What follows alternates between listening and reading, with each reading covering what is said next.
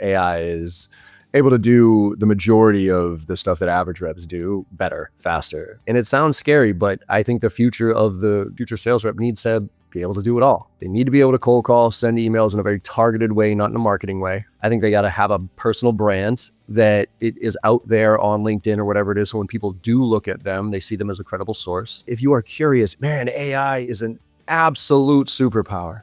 But if you're lazy, it's a replacement. I'm Damon Lemby, and this is the Learn It All podcast, the show for leaders who know that lifelong learning is your ultimate advantage. Joining me in a moment is John Barrows. Now, John is one of the top thought leaders in the world when it comes to B2B sales. He's got over 25 years of experience. He's now the founder and CEO of JB Sales, which trains sales leaders across the world. He's also the host of Make It Happen Mondays podcast, and John has over 400,000 followers on LinkedIn. So if you're in sales, you got to make sure you absolutely follow him. John and I had a great conversation. We talk about things like how AI isn't going to replace all salespeople, but it will replace the bottom 30%, the lazy salespeople. We also talk about how important it is for right now and the future that as a sales rep, you can execute the full sales cycle, and that includes prospecting. And John shares what he believes are some of the most important skills that are necessary these days, whether it's curiosity, empathy, and really the importance of ramping up your business acumen. And finally, John's going to share the secret to what he thinks is really the most important thing that you need to do if you want to be great in sales. AI is going to expose and wipe out your average sales rep. So with that being said, what do you think the top 10 to 20% need to do differently to create massive value? Yeah, I mean, it's coming faster than ever. I thought that average used to have a chance just because that's kind of the way that we are as a society in general. There is a tolerance for that. And there's always that top 10, 20% that drives the majority of stuff. Unfortunately, I don't think that average is going to last much longer right now because AI is able to do the majority of the stuff that average reps do better, faster. And so I think the predictable revenue model that I have made a lot of money on and I've been the benefactor of for a large portion of my career, I think that actually did a real big disservice to sales and sales professionals. I actually am positioning 2010 to 2022 as the golden age of sales. And we've way over-engineered the sales process. I'm definitely more of a science guy than art when it comes to sales. I think science and art. But I think we've swung way too far to the science side. We've taught these kids on process, on tech, and we haven't given them the fundamentals. I mean, for the past 10 years, we've been able to get away with blasting out template sequences, setting up disco calls to anybody with a pulse, asking dumbass bant questions, droning through demos and offering a massive discount. Like that's been sales for the past, 15 years. And quite frankly, that's not sales. I mean, I'm old enough this was before, I graduated college in 98, I think. I'm coming up on 50 at this point. So I graduated without any of the tech, with any of that stuff. And so all that grind, all that stuff that I did early in my career, and I was full cycle, by the way, right? So I had to prospect, I had to network, I had to go to meetings, I had to face-to-face. And so I have all that context in business acumen. So now with the AI stuff, it's actually a superpower for me because I know what to automate. I know how to use it, but I also know where the human connection, needs to lean in on. Whereas I think we have a generation of reps who that's been ripped away from them. And it's not their fault. It's kind of like the trophy generation. Everybody gets pissed off at all these kids, all they want is trophies. Well, who gave them the trophies? The parents. We did. So we turned these kids into robots. And unfortunately, now they're getting replaced by robots. And so I think, first of all, we're going back to full cycle sales. There's no question about it. Almost every client I work with, you're seeing SDRs, BDRs roll up under marketing if they're not already there. And we're moving, and now with intent data and signals and all that other stuff, I think we're going to be able to empower an individual sales rep with a lot of the tools that they need to have the right type of conversation. My vision for the future in sales is, you ever see Minority Report, the movie? Absolutely, Tom Cruise. Yeah, remember when he was sitting in front of that big screen, he's got the gloves and he's just swiping things back and forth, right?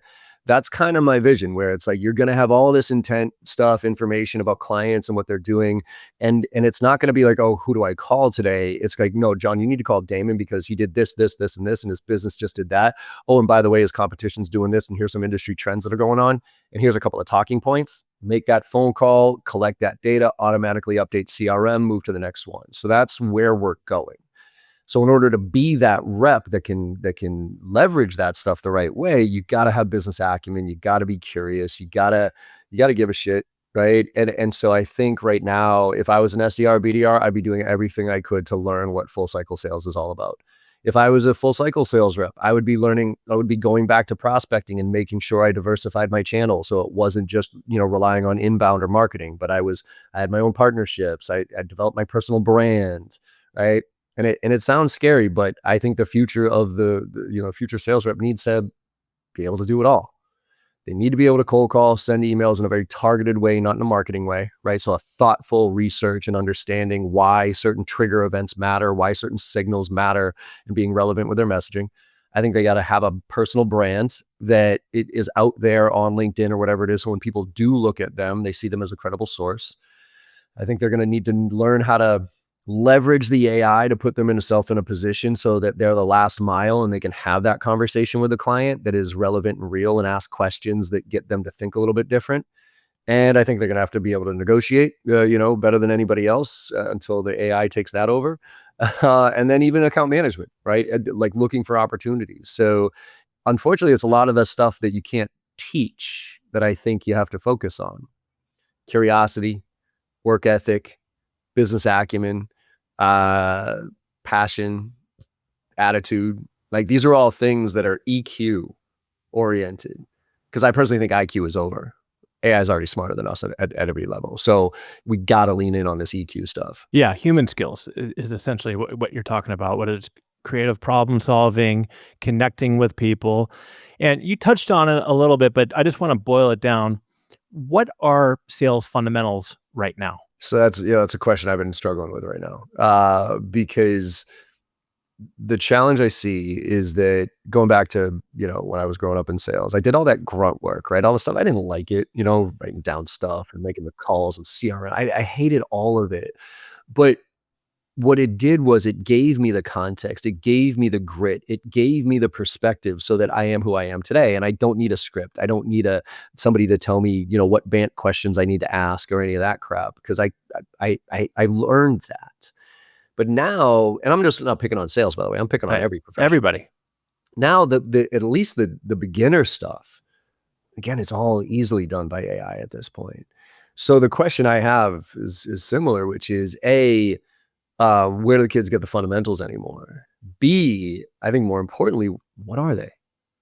And I don't know if I have a good answer for that, to be quite honest with you. I think that's why I go back to curiosity, give a shit factor, believing in what you sell, having a passion for it, those type of things, because and values, for instance. So I went through an exercise relatively recently, like back in 2020, I think it was after my dad passed away, and I was kind of lost a little bit.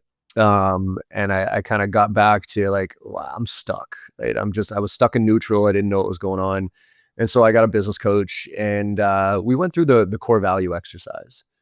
And I always thought I had really good values. I had 12 personal guidelines to success because I read, Think and Grow Rich or something like that back in the day. And but I never really wrote them down and focused on them and really thought about them. So when I went through that exercise and got down to like what was really important to me, what were the real core values that I really believed in, that started to open up my eyes to a lot of different things, because now I started to look for opportunities and people and customers even that fit those values.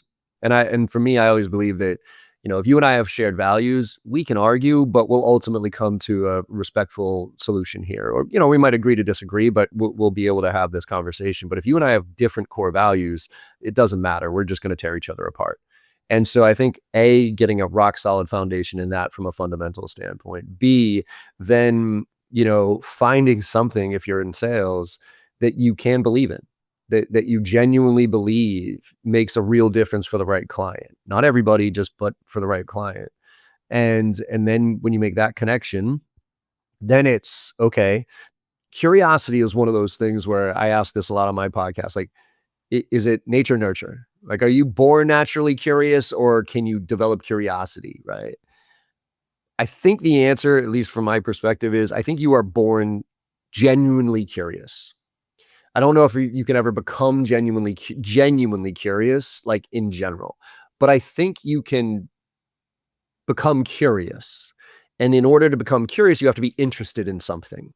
Because once you're interested in something, you want to learn more about it. You want to, so I think that's where if we can get these reps interested in the product, the solution, interested in their customers and the solution that it provides, they can then become curious to ask the right questions, dig through the right answers and everything else. So, those are, I think, the fundamentals. Work ethic, obviously, which I think is sorely lacking these days.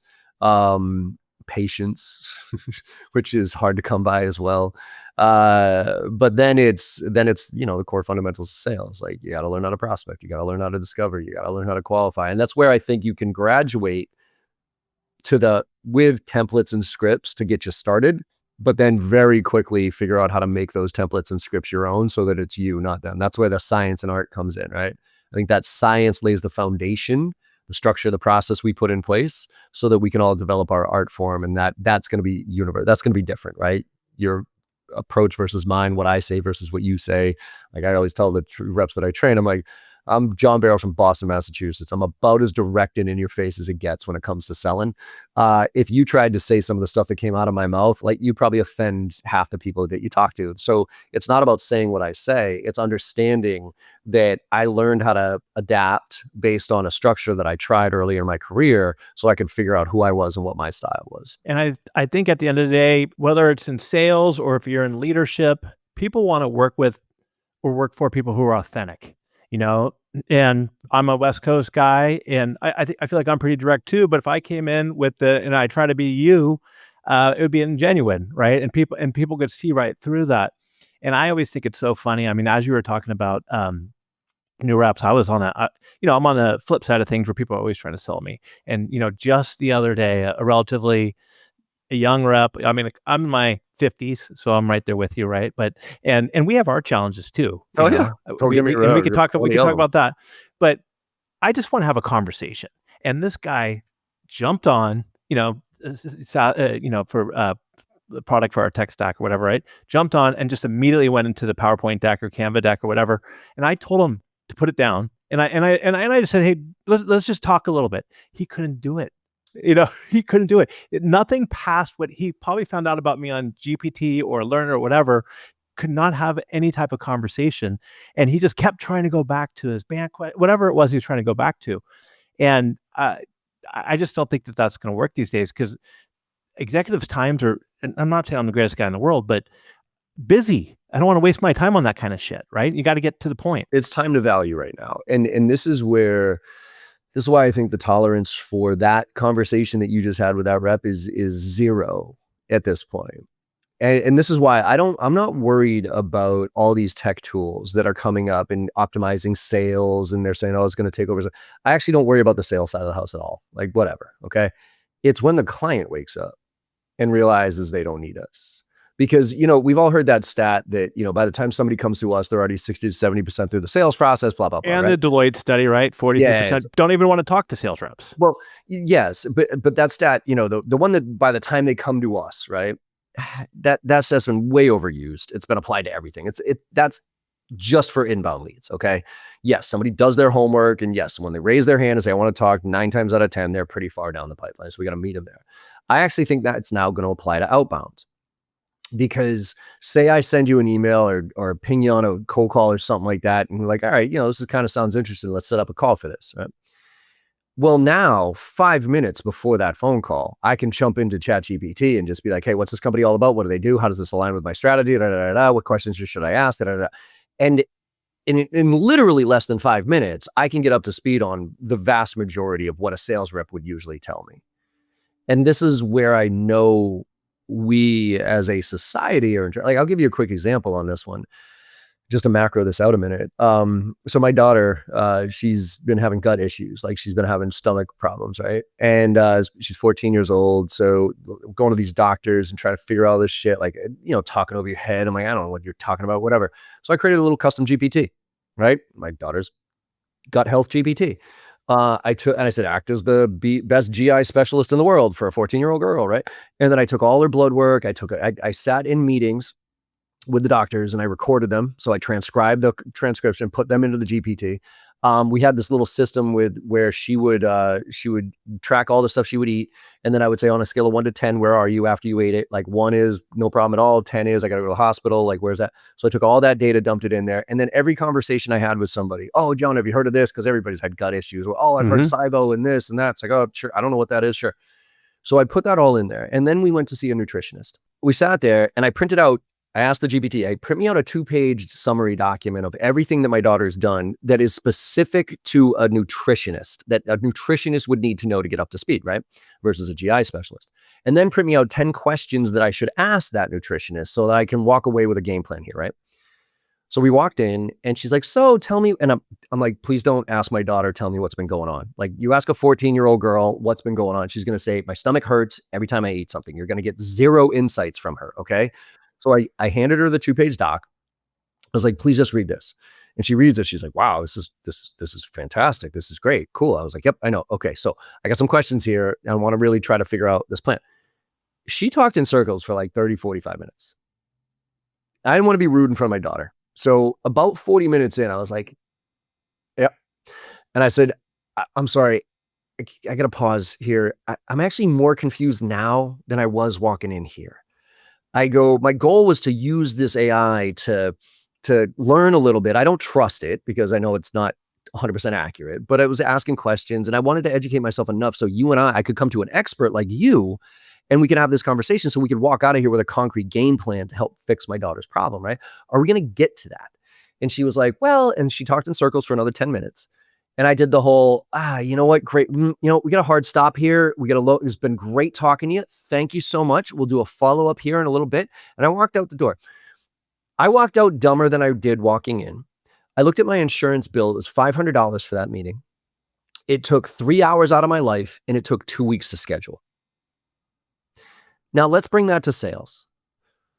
Some little dipshit 22-year-old kid with no business acumen or experience is going to cold call me. I'm going to pick up the phone, hopefully. They're going to then ask me bant questions and give me like the most minute level of value I could possibly get when I start asking questions. And they're going to then throw their hands up and say, you know what? Let's schedule a call with my AE. Now, say I tolerate that, which I'm not going to, but say I do. Okay, so now a week later, I get on the phone with an AE who's going to ask me the same dumbass questions, maybe give me some little bit more value, and then drone through a canned piece of shit demo. Then I'm going to have to wait another week to talk to an SE who's actually probably going to give me the value I'm looking for, but probably ask me the same damn questions because the transition between those three is done. So I could do that and wait 3 weeks to actually get value, or I could go into ChatGPT and say, what is this company all about? How do I know? Right? There's not even a comparison. Like it's not even like a, which one would I rather? It's a no-brainer at this point. So time to value, if I'm not showing up to this conversation with a hypothesis, with my knowledge, with what I'm like already answering, what keeps you up at night, John? Shut up. My daughter does. Or like, tell me what your priorities are. Like, can't you go in and say, what do CEOs of sales training organizations care about right now? What are the top priorities that are on there? What keeps them up at night? Tell me about your business. Like, what does this company do? How do they make money? Who's their ICP? Like, this is now seconds away from any of us. I'm with you 1,000%. And you speak to 10x, 100x more salespeople than I do, but I speak to quite a lot myself too. What percentage of the reps that you work with or you speak with even do that though? Pre-calls, even good ones. I mean, who are big, big time sales reps between 2010 and 2022. Because before you answer, it's like a lot of the ones I talk to don't even know that deep research exists. Well, last year I did an experiment, and I took 20 calls. I took 20 sales calls of tech stuff, right? Tech solutions, because I was curious about them, but I also was doing my little experiment on the sales, how good sales is out there right now. 20. Now, in my little niche in SaaS and tech, I'm fairly well known, right? I've been around for a while. I've been doing this for 20 years. Got about 500,000 people following me on LinkedIn, fun stuff, which right? is freaking ridiculous, but so that's awesome. I'm not bragging here. I'm just saying all you have to do is go on LinkedIn for 3 seconds and you'll see who I am, right? The first question I ask, and I encourage and I beg everybody listening to this podcast right now, if you are in the buyer's shoes, please ask this question before every sales call to every sales rep and do exactly what I did to them. because they need to learn a lesson. I started every conversation off with, hey, Damon, thanks so much for jumping on here. I really appreciate it. Hey, before we get going here, could you just do me a favor? Tell me what you know about me, my business, that type of thing, just so we can kind of skip some of that stuff and we can get to the good stuff here. Damon, 14 out of 20 of them couldn't even tell me I did sales training. 14. That's embarrassing. And when I tell you, all I was looking for, by the way, was for them to say, oh yeah, John, I know you do some sales training. You work with some pretty cool companies like Salesforce. Looks like you have an online and remote delivery options here. Literally, that's all you needed to say. And we continued the conversation. Before you go any further, let me just say one thing. About 5 months ago, we were hiring 2 sales reps. And I used a recruiter that I didn't even need that. I posted something on LinkedIn, got thousands of people replying. I ended up doing 10 or 15 calls, almost the same thing, where the freaking first question I'd ask is, tell me what you know about Learn It. They don't have any clue. Right. Good. And again, I think this is, I want to say, I want to be so angry at them for being so lazy in it, but I also think I'm so angry at us as a culture to not teach these kids in college how to give a shit. You know what I mean? Like, or in your first job, like, how do you teach these kids to actually show up and care? And I think we've massively missed that as a experienced group of people, and trying to translate that experience to inexperienced people. We've transferred all our knowledge to AI. AI is more empathetic than 90% of the reps out there. AI is more curious than 90% of the reps out there. All you got to do is say, be curious. And the shit becomes curious. You can't tell a rep, be curious, because they don't even know what it means at this point. Right. And that's the shame of it, is like, I don't think that it's ever been that great, quite frankly. You know, I mean, if we look back at sales, right? I mean, solution selling came out in the late 70s, early 80s with Xerox. We used to resell that stuff. Yeah. Right. So it's like solution selling was that shift of like, well, and this was before the internet, right? Because before the internet, we had all the power. We had all the knowledge. You might not have even known what I had. So if I showed up at your door, you're like, holy shit, what's this? And you could absolutely, I would pitch you. I'd be like, look at how awesome this is. And you'd look at it and go, holy shit, that's awesome. Features and benefits. I love it. Yep. Right. I didn't even know that was a thing. Then solution selling came, then the internet came out, and the customer had a little bit more power. So we had to ask the questions, right? Now, nobody wants to be interrogated. Nobody wants to sit through there. Let me ask you 15 questions so I can figure out how to sell you, right? Now it's, again, you better be coming with some perspective. You better be coming with a hypothesis of like, hey, John, based on what I know about you and what some of the other companies in your industry are doing, and my guess is you're having these type of challenges. Am I on the right path here?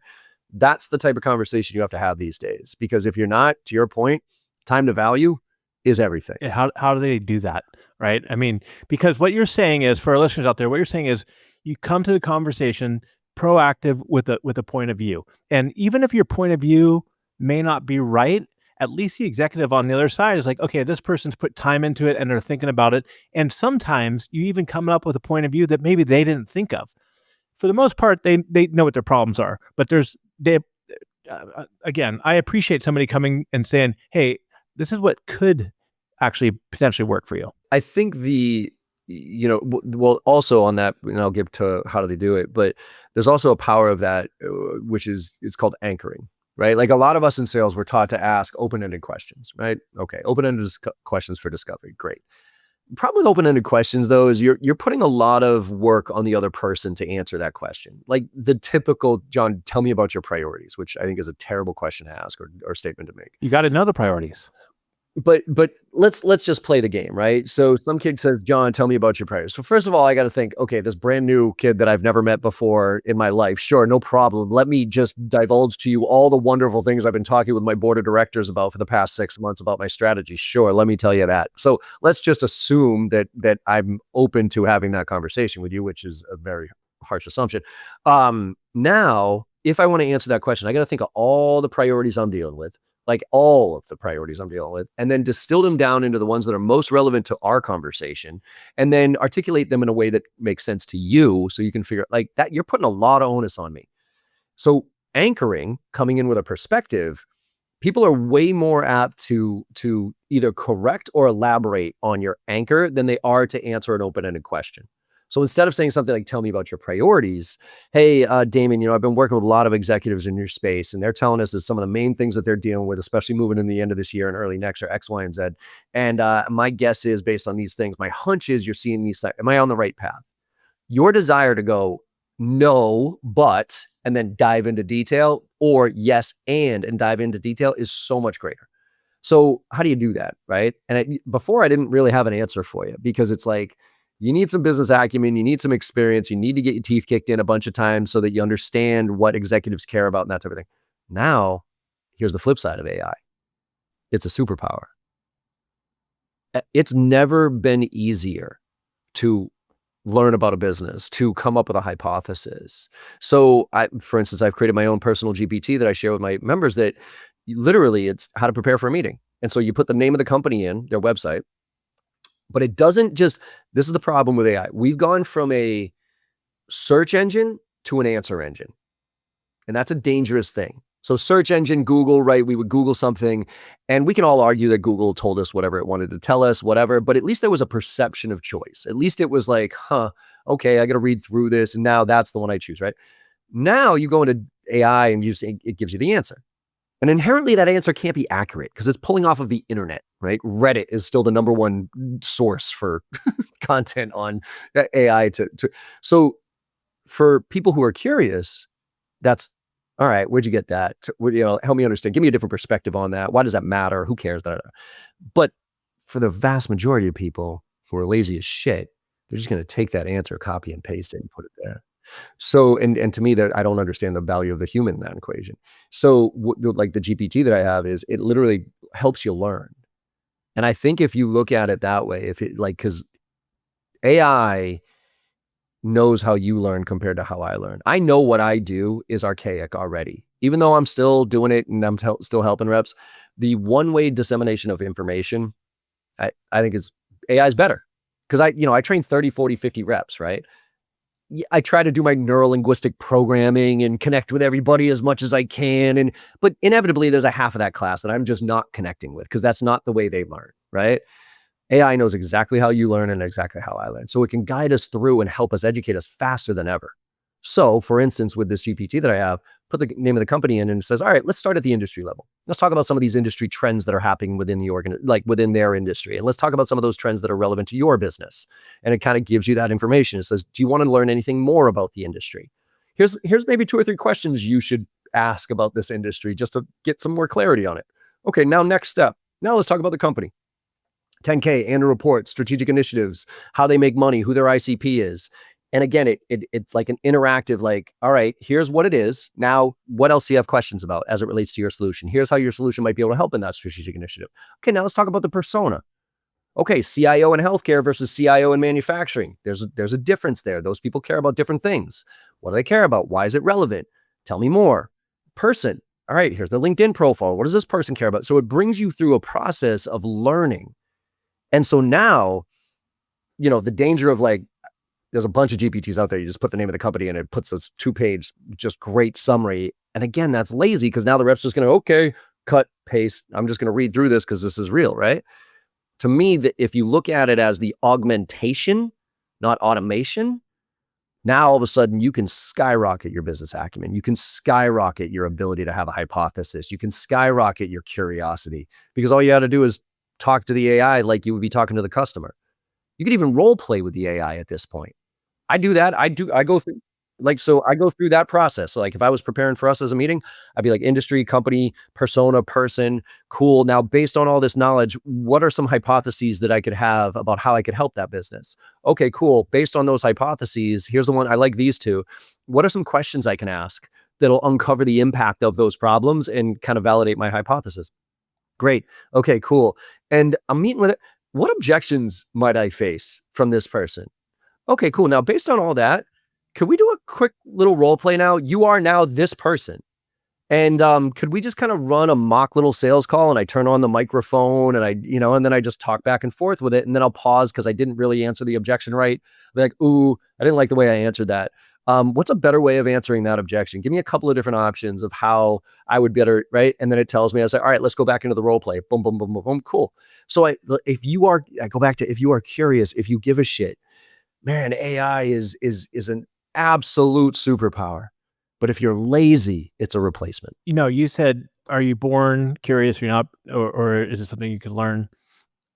I agree that maybe some people are born, but I also think that it's something you could learn. I mean, I barely made it through Arizona State in Yeah, college. same I here. I mean, drank my I way mean, through I 4 mean, years of college. Yeah. I drank my way. Yeah, I mean, literally. But somehow I've spent the last 30 years of my life in a learning field, and part of it was because, and I'm sure this is like you, is like I just wanted to outwork everybody, and at the end of the day, part of outworking is you need to learn, and you need to be able to learn and grow and also get out of your comfort zone. And that's what curiosity does. Is it like my wife can throw me in some kind of party that I have no interest in going to, but I could find somebody in a room and I don't know anything about crypto or I don't know anything about whatever it is, but you could ask questions and you can hold a conversation. And if you're vulnerable enough to say, look, I don't even really know anything about this, but let's talk about it. Let's chat I about it. think I'm curious. it teaches you to be curious. Well, this is why I think it's a shame that we've gotten to where we are right now as a society about, and I think like we got away from, or we've all heard like, don't talk politics, don't talk religion when you get together, right? Because it's dangerous. I think that's done us a disservice. I'll talk politics, I'll talk religion all day long if you want, because I'm curious about where you're coming from that.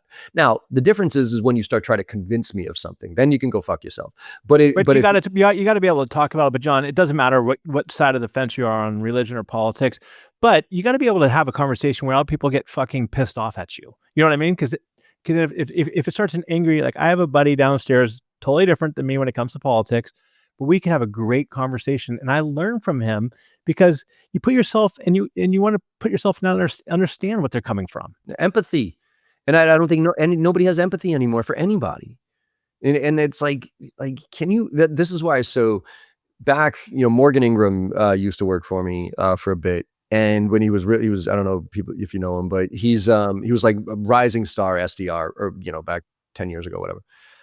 Um, and it was funny. He came on board with me, and it was my first hire. Well, my first sales trainer hire. And I had him executing, doing sales stuff, and he's creating cadences because he was an SDR and SDR manager, so he knew how to do that really, really well. So he started producing some results, but then he kind of flattened out.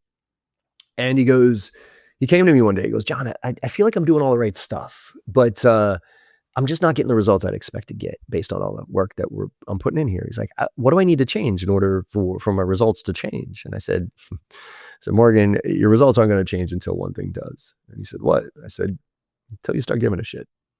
And he goes, what? I go, look, I get it. I know you care about your job. I know you care about working here and all that stuff. But until you start caring, empathy about the person on the other end of that email, on the other end of that phone call, and thinking of them as a person, not a number you have to hit, not a cadence you have to send, not an email sequence you have to fucking build.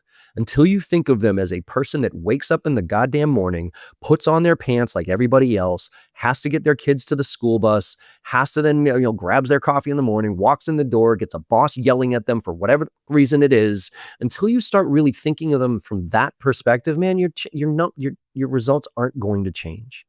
And I think that's the thing. It's like we don't understand each other anymore. We don't understand the roles. What did of he say people. when you told him that? To his credit, he got it. He was like, okay. I'll tell you right now, what I do with my team, or what I did with my team when I had one, was when they would come, we'd do the whole sales thing, ICP and what are your characteristics and all that stuff. And we get tight on the ICP. So it wasn't just industry and number of employees and crap. So each one of my reps would have to come to me with who do they want to go after? Who are their top 25, right? Based on that demographic stuff. They would get them all. And then, but I would say, all right, now, before you reach out to these 25 people, I need you to go back, look on their websites, and come back and tell me why you personally want to work with that company. What's the connection that you have with not just because they're a good fit, not because they have, whatever, but do you love their values? Is their leadership strong?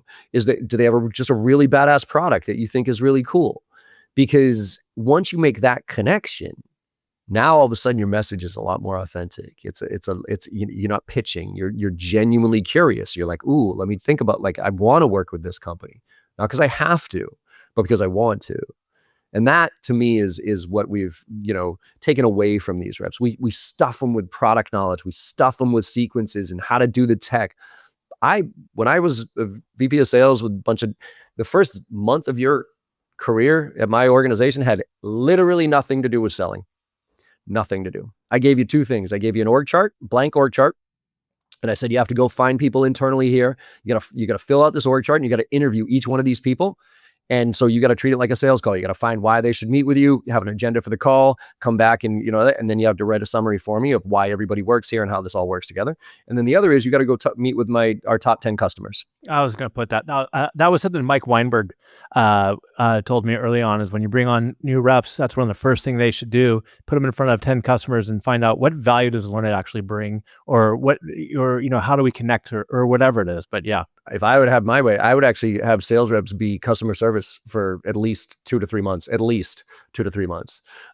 that they understand all the problems and the issues of when a sales rep sells a shitty deal and stuffs it down a client's throat and all the problems that causes later. Well, John, back in the day when we do mostly in-person training, the brand new sales reps, they would have to go not only for their own clients, but they'd have to travel. They'd have to meet at the BART downtown in San Francisco, or get on the bus and go with the trainers to the customers' locations and just see what they had to go through. Because sometimes a sales rep would just give them half-ass information, so the instructors have to wing it. So you again, it goes back to empathy. You put them in that position and see what it's like that they have to go through. Yeah, and that's the part that we've lost, because I say predictable revenue kind of screwed it up. I also think COVID kind of broke us. We could macro this out as a macro standpoint, but if we just look at sales, because it made it so this was now the sale. And for those of you listening on the podcast, I'm pointing at our screen right now. When I was growing up in sales, when you were growing up, we walked into the office. I was able to see body language. I was able to feel if I said something dumb, or if right now you can kind of fake it, right? Like if we're having this conversation right now and I'm boring as shit, you could sit there and be like, oh yeah, and you can kind of fake the fact that you're pseudo interested. You can't fake it when you're in person. The body language, the shifting, the looking over here instead of here. So like all that ability to face-to-face meet with people and just through osmosis kind of feel what was right and what wasn't has been ripped away. And now it is all transactional, right? Even, in face-to-face, it was really hard for somebody to like literally kick you out of their office, like physically kick you out of their office at the bottom of the hour. It was like, oh, fuck, all right, let's keep this conversation going. Whereas now it's, sorry, man, hard stop, see you later. What I just want to say to our listeners too, and I go out and I preach this all the time, and I do this to my sales team. I got 8 sales reps. Get out and go to in-person meetings as much as possible. Or events, or if nothing else, go to networking events. No, absolutely go to networking. Get out and meet with people in person. I set this own little office here in where I'm at in Sausalito, and some of the reps live locally, and I want them to come here. I want them to be able to buy them food or lunch, whatever. Because John, back in the day, I'd walk into the bullpen and there was energy. And I don't care what anybody says about remote work, and there are some advantages, but there's no replacement for walking in and feeling that energy. If you're making calls and there's 10 people in the room making calls, and there's just, it's so much harder to be sitting at home in your pajamas trying to make calls. There's no comparison. And like, I talk to our clients sometimes, and I don't care if they're in North Carolina or whatever, if they're a big client, hey, you want me to come out? Love to come out. I think we got to get back in that mindset too. And some people are getting better at doing that as well. Well, I think, look, and probably, younger reps are going to hate me for saying this, but I think your first 2 years in sales have to be in the office, period. Sorry. I don't care. Because I think you have to earn the remote. I never want to go back into a goddamn office ever again in my life. I've spent years in offices. I've spent years in bullpens. I'm a curmudgeon old man at this point. I love my little home office here. I get my endorphin rushes by going to events and going to networking and those type of things. But me being here, I get it. Okay. But if you're 2 years, like the amount of sales that I learned, I didn't get a lot of good training when I was brand new in sales, but I was around sales. And osmosis. Osmosis, right? So I would pick up stuff just because, like, we'd be in the bullpen and I'd be listening to somebody next to me and they'd make a killer, they'd handle an objection. Like, I'd be like, ooh, I like that, or they had a killer intro, or they had a way of doing things. I was like, I like that. Or like the VP would come over and talk about a deal to the rep next to me about how they were negotiating and how they were planning on it. And I would listen in on that. Right. So I would just kind of absorb sales.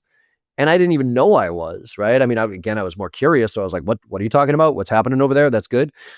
You sit behind a desk. I don't care. You could take my training. You could take anybody's training about how to make the perfect cold call, but if you don't live it, if you're not hearing other perspectives on what's working and what's not, you're in a tunnel, and I don't think you'll get much better. So what advice do you have somebody who's listening to this and they are a remote rep, but there is some proximity where they can go in and at least work with somebody.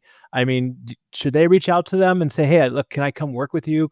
Or find some way, or how could like a sales manager help with this? Because I agree with you, and we could sit here and complain about remote work all the time, but whether it's your first 2 years in sales, or I mean, I can't even tell you about the time I met with a federal judge who, what they called a legal clerk from like freaking Princeton or whatever. They said, "Is this a remote job?"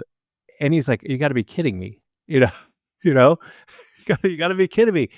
But I don't think you can be in leadership or in sales without getting that in person experience early on in your career. No, I don't think so either. I mean, there's always, don't get me wrong, there's always, out exceptions and outliers, but in general, I don't think so. So look, there's work bars, there's WeWorks, there's people around. Yeah, I think you need to network. Period. So here's what I tell reps. Okay, I think we got a future as a sales. I'm not as focused anymore on organizations, because organizations are going to do what they're going to do.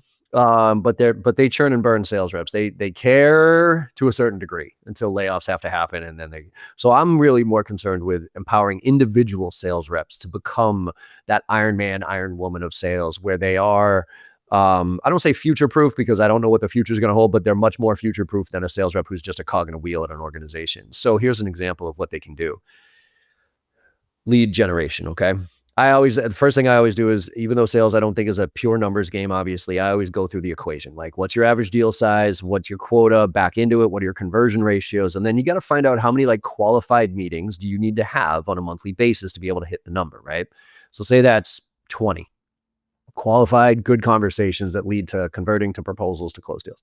So now of those 20 meetings, obviously you can generate a certain amount of them through outbound. Okay. But then there's partners, referrals, existing clients, referrals, inbound, obviously, if you can get those, events, trade shows, right? So there's all these different kind of channels of where you can find business.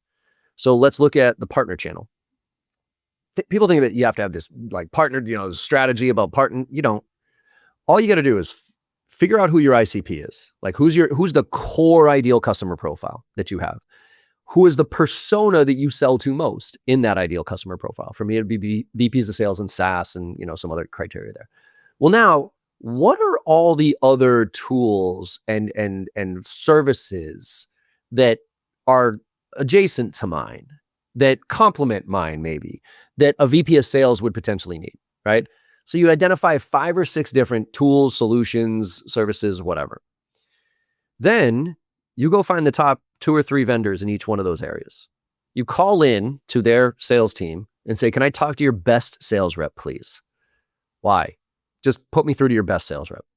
And so say I did that with you, Damon. I'd be like, "Hey, Damon, look, I've looked at you on LinkedIn. Looks like you focus on a lot of the same customers I do here.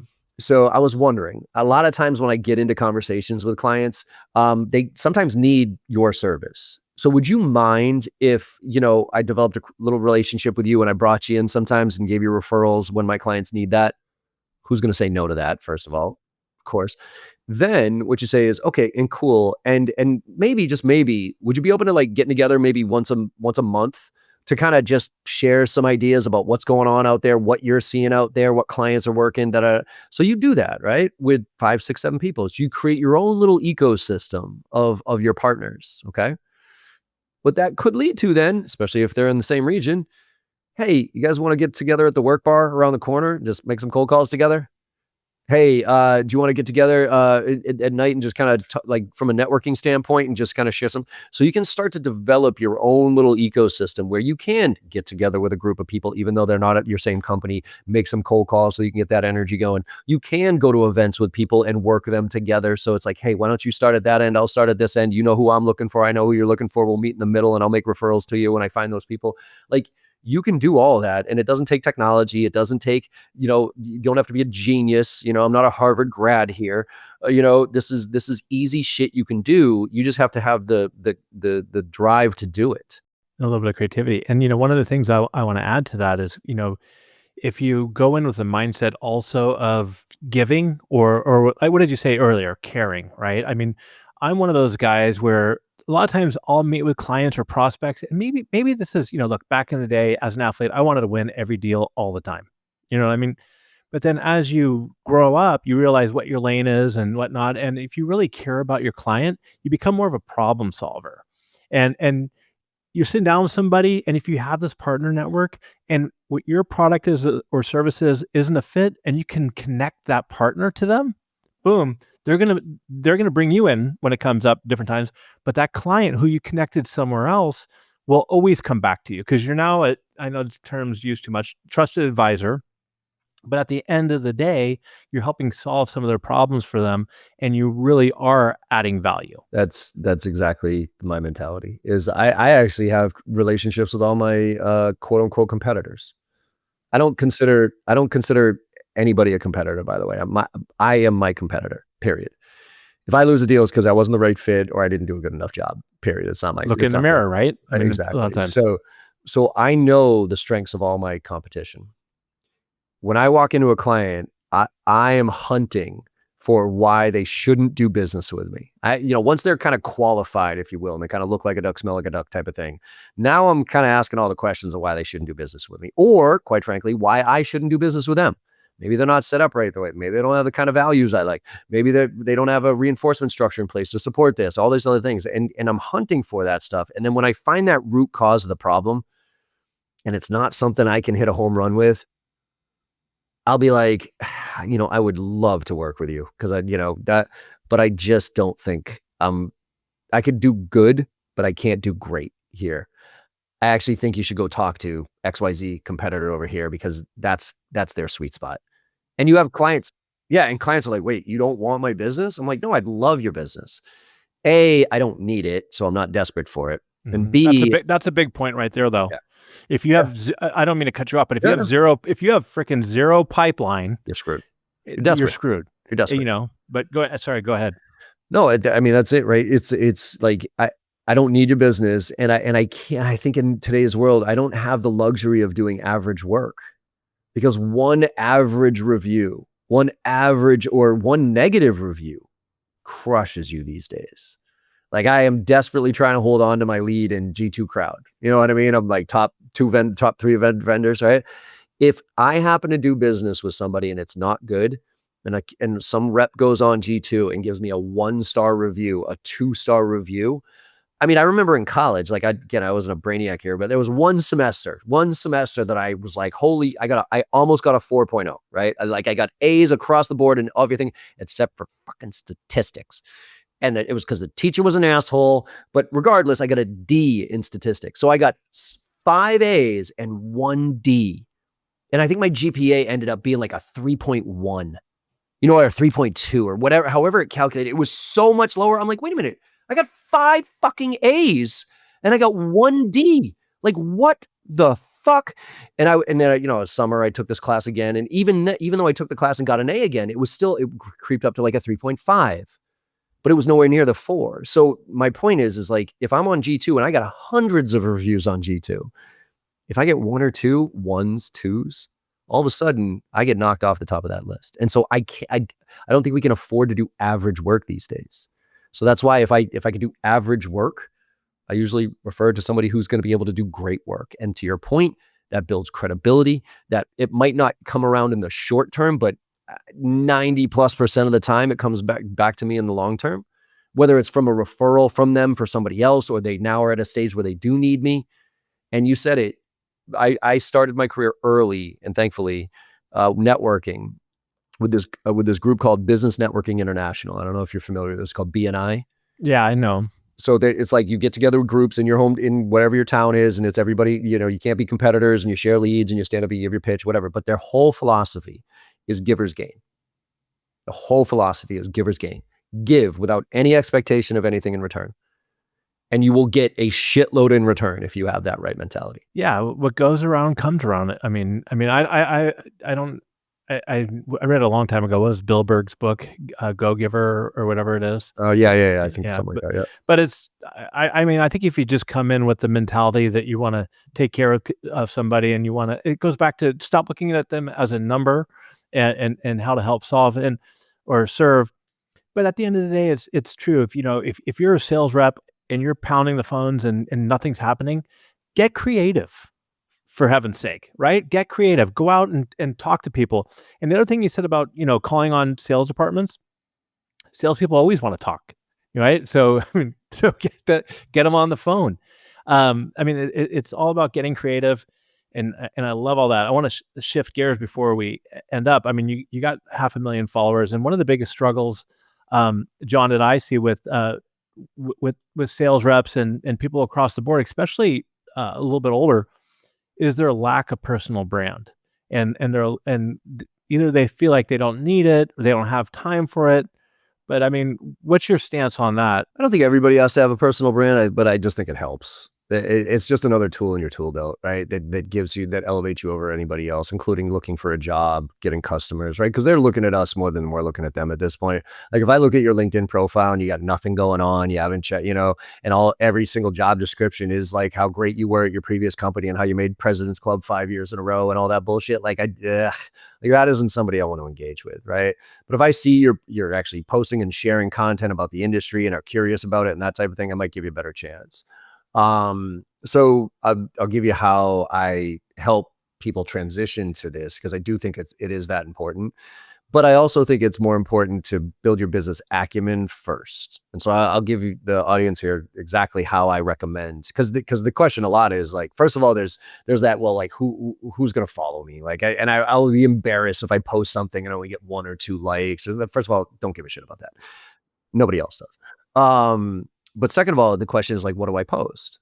Right? Like, who am I? I'm a 22-year-old kid. I'm not a thought leader. Like, what should I do? You don't have to be the thought leader. You actually don't even have to be the content creator. I think that I heard some ridiculous stat. I don't know if it's true or not, but it's like less than 1% of people actually create content on LinkedIn. Less than 1% actually create it. Almost everybody else consumes it. Okay. So it's a great opportunity to get your word out there, but you don't have to create. You have to curate. So here's how I suggest everybody do it. And it starts with business acumen. It starts with learning. Okay. Let's pick the extreme here. 22-year-old kid who has to sell to CISOs, right? Chief information security officers in financial services. Like, holy shit, how could I possibly have that conversation with a chief information security officer in finance? Here's what you do. You go into ChatGPT or pick your AI model and you say, give me the top 10 thought leaders who are posting and blogging about CISOs in the financial services industry. Please give me their name and a link to their blog. ChatGPT will produce a list of 10 people or companies that are posting and sharing content about the challenges and priorities that CISOs in the financial services industry are dealing with. You then go read through some of those blogs and see if you like them. See if you learn something from them. Okay. Then you go into a product like Feedly, Feedly, which is all it is an RSS aggregator. You create a folder in Feedly called CISO's Financial Services, and you take those 10 blogs and you put them in that folder. Now, when you wake up in the morning, you create a morning routine where instead of checking your fantasy leagues, like this is mine, I used to check my fantasy leagues and get all pissed off because I suck at fantasy, or read the news. And good Lord, talk about starting your day with a negative tone, right? So I'd always be starting my day in a shitty mood because I was always negative, right? So now though, I read my morning paper, but my morning paper is what I care about, what I want to learn about, CISOs and financial services. So now as I drink my coffee in the morning, I just scan through some articles, the headlines. I'm like, oh, that's kind of interesting. And I read the article with the goal of learning something. That's number one goal, learn. Then, and only then, only when you learn something, you share it on social with your context. Context. You don't have to be the content creator. You have to be the context provider. So now if I share it, I'm like, hey, really interesting article here by da-da-da. Here's some of my key takeaways. I'm really curious what other people think on this one. Boom. Now, my primary goal is met. I've learned. My secondary goal, I've now shared something. So now I don't have to think of what I share today, right? Like, oh, who am I to say anything? And now, Damon, check this out. Say I post something like that, right? You then read my article. So say I write an article. I got a blog and all this other stuff. Now you read my article and you like it. So then you share it with a little bit of, hey, really interesting blog by John here, right? Whatever. And somebody you're connected to reads my article and gets value out of it. Who do they thank? Me. They don't say, I might get another follower, but they don't say, thanks, John, for writing the article. They say, thanks, Damon, for sharing the article. You get all the credit. I did all the work. So by doing this simple little process here, you increase your business acumen, because now all that stuff that you're learning, you can bring up in conversations. You can be like, hey, I was reading this article the other day in Forrester about CISOs, and they were telling, are you seeing the same hypothesis, point of view? I then share it on social, maybe get a few followers, whatever it is. And then I can maybe even start tagging a couple of CISOs. Be like, hey, I'd love your perspective. And now all of a sudden you're seen as a pseudo thought leader in your space. Somebody who gives a shit in 30 minutes a day. For all you listening, I mean, John has this framework, 10, 60, 30. And let's say you're somewhere in the 60% where most people are, maybe touching up on the higher end of that. If you want to get to that 10%, that's the shit you need to do right there. And that's that was what I was trying to get to prompt you when it comes up to this personal brand thing. Because again, this is being creative. This is doing something different. And think about how many birds you kill with that same stone, with business acumen, being able to post, getting yourself smarter so you can have conversations about things that need to matter for you if you're in that business. I mean, right there, that's a freaking gold mine. And I appreciate you saying that, because I'm just going to clip that and make sure my team goes through it and does all that, because at the end of the day, that's the kind of stuff that you're going to need to do to create massive value in sales moving forward. And survive. Yeah. And survive. What is one piece of advice that you have for a sales leader to help support their individual sales reps moving forward in the future? Oh boy. Turn your sales org into a sales lab. Top-down decision-making right now is a joke. Like the idea of some executive being able to identify what their problem is and then look for the vendors and evaluate the vendors and then pick a solution and then implement it. I mean, you're 9 to 12 months out from any type of, and I don't know about you, I can't look 9 to 12 days ahead of us. So those days, that's why I think MIT's report came out that 95% of AI initiatives, corporate fail. It's for that reason. It's moving too fast. So stop with the top-down, do it bottom-up. And this is I'm gonna give you something here that'll improve employee retention, improve job satisfaction, collaboration, reduce your tech stack, and everything else, all by doing this. 2 hours, Friday afternoons. You know how engineers have hackathons, right? They pick something, they nerd out on it for a little while, and they figure it out. I think we should do the same in sales. So what you do is on a Friday afternoon, you pizza and beer, virtually or in person. Break up into teams, okay? And I encourage you to mix up the team. So like a senior rep with a junior rep. So senior rep brings business acumen, junior reps brings some of the tech savviness. Throw an SE in there if you got them for prompting. Get a marketing person in there for some perspective, right? So kind of create these little teams to force the collaboration. Then you give a framework and you say, okay, let's look at any aspect of the sales. Let's look at our entire sales process, whatever it is, right? Whether it's data collection, whether it's prepping for meetings, coming up with better questions, handling objections, updating CRM, I don't care. Right? Whatever aspect of the sales process that you think could be better, could improve. Pick that, give a little framework of how they need to think about it, not a script, but a framework of how they need what we're trying to accomplish. And you say, all right, everybody, you got an hour. Go use your AI tools. Go use our existing systems, by the way, like our existing tools right now that we've already invested in. And whoever comes up with a better way of doing that thing wins. You have an hour. Everybody kind of nerds out, figures out, strategizes, collaborates, whatever it is. At the end of that hour, they present their solution. Everybody votes on it. Which one do they like the best? And then whichever one everybody liked the best, implement that next week and do a little mini tracking of the impact that it had. And at the end of that week, talk about it. Hey, did that help? Yes, it did. Great. We're going to plug that into our process now. This week, what do we want to focus on? So because you're forcing the teamwork, you're breaking down the silos, you're working together. There's empathy involved in that. There's business acumen involved in that. You'll probably reduce your tech stack. You'll probably increase your employee satisfaction because now people are going to be working together. Because look, everybody's fucking around with AI at some level at this point. Some reps are going deep on it and wasting a shitload of time. Some reps are barely touching their, like, I don't know what to do with this. We're all looking behind our back, figuring out, wondering when this thing's going to replace us. So instead of pretending like it's not happening, let it happen, but just let it happen in a controlled environment. So if you do that, you will help your reps improve across the board, your team, reduce cost, and you'll have some fun along the way, heaven forbid. No, it's amazing. I mean, yeah, first it's cross collaboration. I like how you talked about senior reps with maybe junior reps and SEs and everybody else involved. And even for yourself as a leader, it helps you understand and learn new ways that you can get involved in using AI. And I think part of it, which is important, is to show your team that you are using it. Because how are you going to expect people to want to get involved and adopt it if you're not doing it? So I mean, that's a fantastic thing. Let's close out. Tell us a little bit about your podcast, your community, and where people can connect with you. I appreciate it. Yeah, I got my own little podcast. It's called Make It Happen Mondays. I've been doing it for 15 years at this point. So having some fun with that.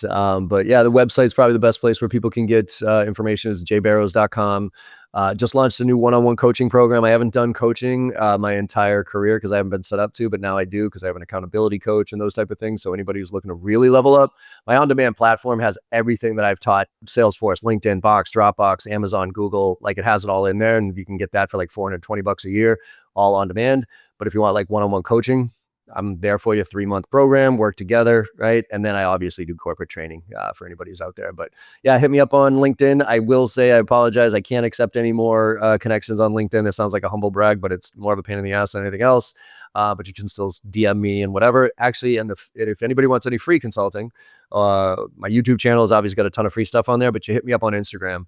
My handle is John, which is John, M as in Michael, Barrows, Barrows. That's my handle. And I do a ton of free consulting. So if you just hit me up on that and DM me and be like, hey, John, I'm dealing with this. I got this, I heard you on the podcast. I was wondering if you could elaborate on that, whatever it is, I'll get right back to you. And I could say that's how I got in touch with you, on Instagram of all places, right? And you responded back to me.